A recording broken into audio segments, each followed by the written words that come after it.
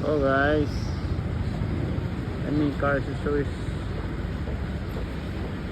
Stock ka hungin.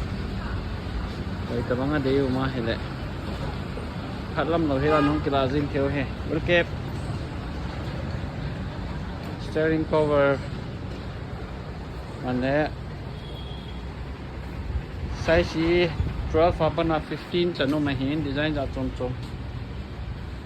Seat cover. Mane. Door visor plate. Speaker wiring. Bonnet scoop. Sunga full armrest modified thing na. Any gari, any type. All three here.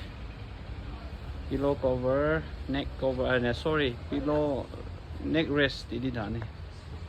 Side bedding, universal. Namda na tu thei here. Kang silver hopa ko he. Then car cover. See floor lamination ada ngaja thei he. Floor laminate na kibosa no mo na kibosa yung theo achunga pha din de le. Carpet. Ra na min time he. Cái gỗ độ lâu trên hết thì po thì tì bên cho hay là chrome set này thôi Bolero Scorpio Alto Ignis adu ada bo nai tai matte flat rồi nếu khát mình store mình nam ho cho he everyone welcome bring out new design mình không cho cái tia rồi chỉ fender